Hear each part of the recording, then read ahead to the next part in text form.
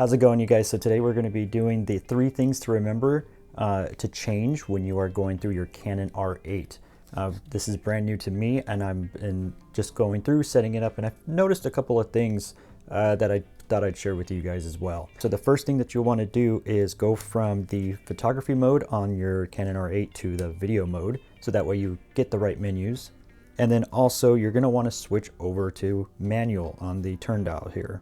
Now the first thing that we're going to talk about is going to be the high frame rate. Now the high frame rate, 180 frames per second, 120 frames per second, you have multiple selections here. What you can do, this is the pretty obvious thing. However, some things that people don't tend to catch is that when you disable the high frame rate, after you disable it, you can see that it goes back to 1080p. It doesn't remember your 4K selection at all, but it's not too big of a deal for me, and if it's not too big of a deal for you, I just wanted to point that out. At some point it could be an issue for somebody in the future. So continuing on to sound recording, this is the second option that I wanted to bring you to your attention. The sound recording, everybody already knows. The wind filter and audio noise reduction you always want to keep off, so that way your audio doesn't sound weird. However, I did find if you go to the camera with the little lines at the bottom, I think that's the customization menu, you'll want to go to that, go to the 4th page under those menus, and you're going to find something that says audio compression. Now audio compression is going to be enabled by default, and what this does is that it applies audio compression, reducing the dynamic range and protecting against high clipping. The only issue with this is that it will make your audio not sound great. Makes it sound less natural. And it also affects the sound going between loud and quiet. So if you're in a quiet environment like I'm in, where it's a room, or if you're in a studio, you don't need to worry about this. You can turn it off. Even when you're outside, if you get your audio levels set to where you need them and you properly set them, or you have a separate recording device or anything like that, you don't need this on at all. So we're gonna go ahead and disable that and turn that off.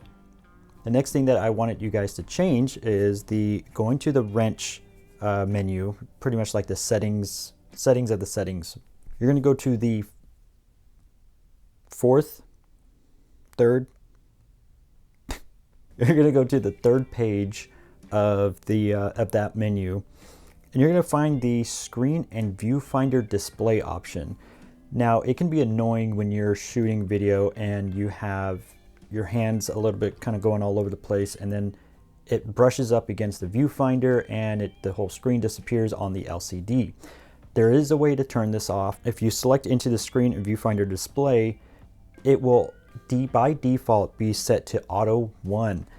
And if you go all the way down to screen, now your LCD screen won't turn off each time a thumb or a hand goes over your viewfinder. This will help you keep the... You done? This will help you keep the LCD screen on, so that way you don't have to worry about it turning off at any point and you can keep concentrated. Now most of the time people are going to have external monitors, but for those of you who don't, this is a necessary change. But that was it. 3 simple things just to change, so that way to make your life a little bit easier in shooting video, so that way you're aware and that way you get the best possible outcome. Now I do plan on doing a review on this Canon R8, taking it out. If you want to see that, please subscribe, because that is going to be something that I am going to be doing. If you enjoyed this video or if you found it helpful, please do give it a like, and I will see you next time.